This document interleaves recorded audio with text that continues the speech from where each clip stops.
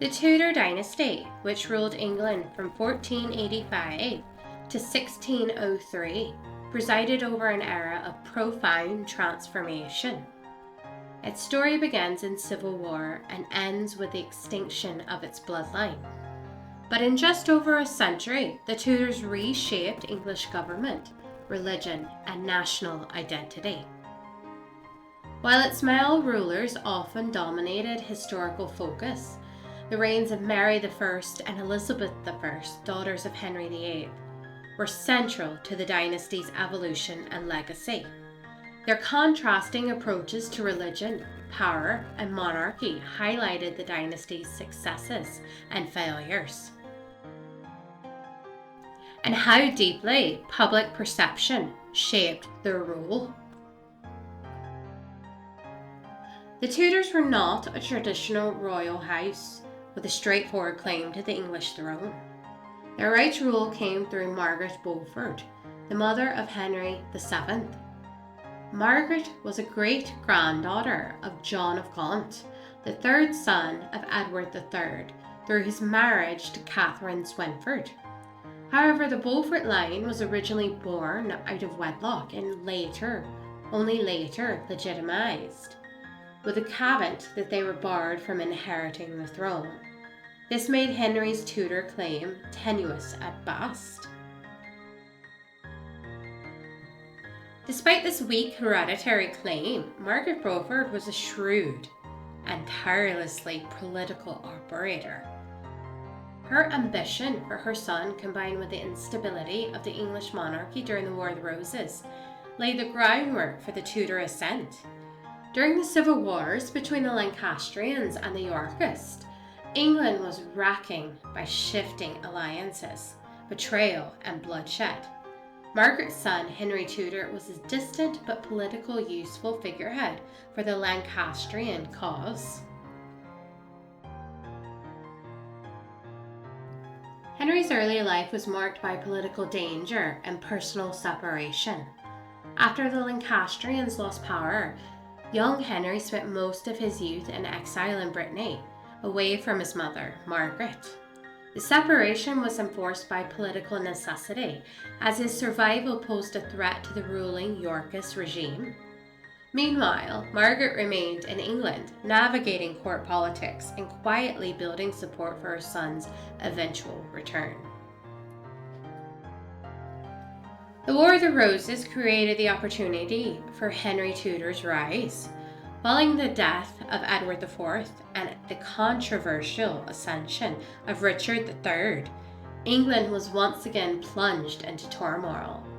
Margaret Beaufort saw her cause and worked with the powerful allies, most notably Lord Stanley, her husband, to support Henry's invasion.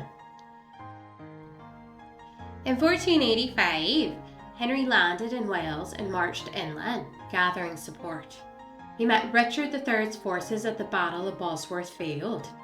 In a decisive moment of history, Richard III was killed in battle, and Henry was crowned Henry VII, ending the Plantagenet dynasty and the War of the Roses.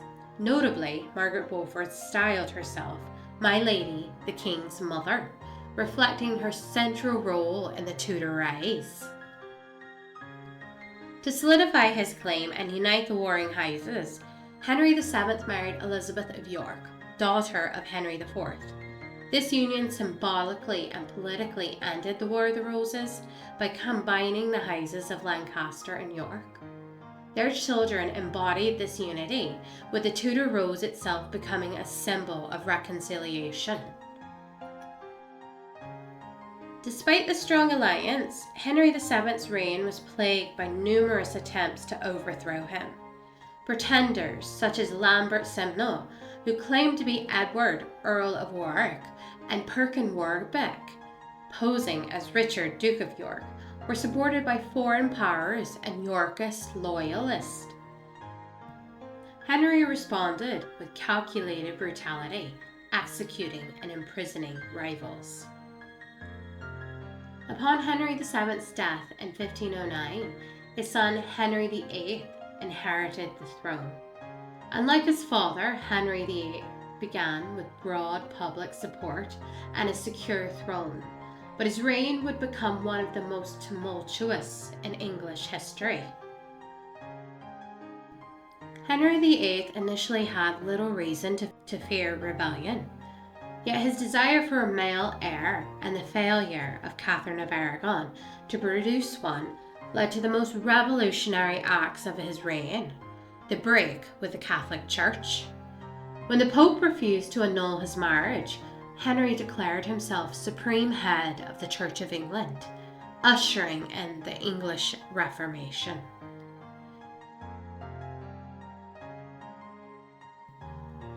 This religious shift triggered significant unrest, including the Pilgrimage of Grace, a massive northern rebellion protesting the dissolution of monasteries and the king's religious changes. Henry suppressed the uprising with typical Tudor ruthlessness. Henry VIII's 6 marriages and his obsession with producing a male heir reflect the continued insecurity of the Tudor dynasty. His only legitimate son, Edward VI, succeeded him at just 9 years old and died young. Henry's other 2 children, Mary I and Elizabeth I, would also inherit the throne, but not without crisis or contention. Ascending the throne at just 9 years old, Edward's reign was marked not only by his own rule, but by the governance of regents and advisors, most notably Edward Seymour, Duke of Somerset, and later John Dudley, Duke of Northumberland. Despite his short and youthful reign, Edward's time on the throne was a period of profound religious and political transformation. The most defining feature of Edward VI's reign was the advancement of the English Reformation. Deeply influenced by Protestant beliefs and guided by reformist advisors, Edward saw the establishment of Protestantism as the official faith of England. The Book of Common Prayer, authored by Archbishop Thomas Cranmer in 1549 and revised in 1552, became a cornerstone of Anglican worship. Traditional Catholic practices, such as the Mass, clerical celibacy, and the use of images in churches, were abolished and strictly curtailed. However, these changes sparked unrest. The Prayer Book Rebellion in Devon and Cornwall, as well as Kett's Rebellion in Norfolk, revealed widespread dissatisfaction, both with religious reforms and economic hardship. Land enclosures, inflation, and social inequality contribute to these uprisings. The government's harsh suppression of the revolts demonstrated the instability and tensions of the time. Edward VI was a highly intelligent and pious child, with a deep commitment to Protestant ideals. But his declining health in 1552 and onwards, likely due to tuberculosis, brought growing uncertainty. Before his death at the age of 15 in 1553, Edward named his Protestant cousin, Lady Jane Grey, as his successor, bypassing his Catholic half-sister, Mary Tudor. This attempt to secure a Protestant succession failed when Mary gained popular support and seized the throne, leading to Jane's execution.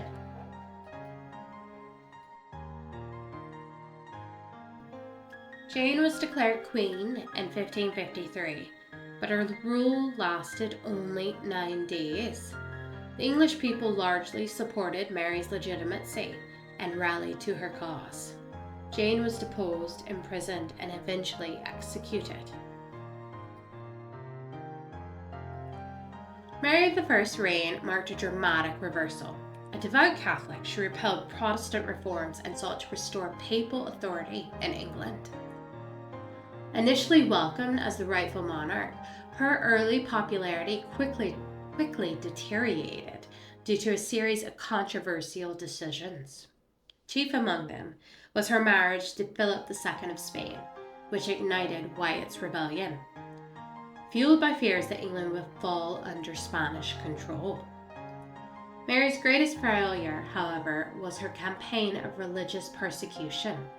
Nearly 300 Protestants were burned at the stake, including Archbishop Thomas Cranmer, in what would become known as the Marian persecutions. Intended to secure religious unity, these acts instead branded her as Bloody Mary and hardened anti-Catholic sentiment for generations. Mary's reign was further marred by her inability to produce an heir. After several false pregnancies, she died childless in 1558, leaving the throne to her Protestant half-sister, Elizabeth. In a twist of historical irony, Mary's effort to restore Catholicism paved the way for an enduring Protestant settlement under Elizabeth. Elizabeth I inherited a fractured realm, economically unstable, religiously divided, and politically uncertain. Yet she quickly proved to be one of England's most adept and charismatic monarchs. Her Elizabethan settlement created a moderate form of Protestantism, balancing traditional ritual with Reformed theology. This compromise brought relative religious peace compared to the bloodshed of previous reigns. Politically, Elizabeth navigated threats with caution and skill. She avoided marriage, using the prospect as a diplomatic tool, earning the title the Virgin Queen. Her decision not to name an heir frustrated Parliament, but helped preserve her independence and avoid foreign entanglements. Her reign is remembered as a golden age, a time of flourishing culture, exploration, and national pride. Figures like Shakespeare, Marlowe, and Drake became icons of an English Renaissance. The defeat of the Spanish Armada in 1588 was a defining moment that elevated Elizabeth's status as the savior of Protestant England. Yet her rule was not without flaws. Catholics faced fines and executions. The poor laws revealed growing economic hardships, and political dissent, particularly from Puritans, simmered under the surface. Elizabeth executed her cousin Mary, Queen of Scots, in 1587 after uncovering plots to overthrow her, a necessary yet controversial act that strained relations with Catholic Europe. By the time Elizabeth died in 1603, she was celebrated as a national heroine, but her refusal to marry or produce an heir ended the Tudor line. The throne passed peacefully to James of Scotland, son of Mary, Queen of Scots, uniting the crowns of England and Scotland under the Tudor Dynasty.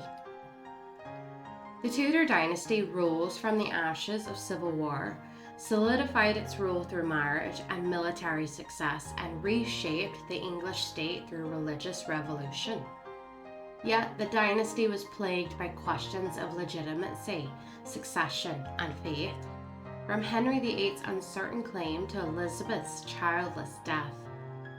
Even Tudor monarchs faced challenges to the right to their role. Mary I and Elizabeth I in particular reveal the emotional and political weight of those challenges. Mary, driven by devotion and trauma, attempted to restore a lost world but alienated her subjects. Elizabeth, cautious and politically astute, built a lasting legacy through balance and image making. Their reigns serve as a mirror to the age, turbulent, passionate, and transformative. In the end, the Tudors fell not by revolution or invasion, but by the quiet failure to produce another heir, leaving behind a reformed nation and a legacy that still defines English identity.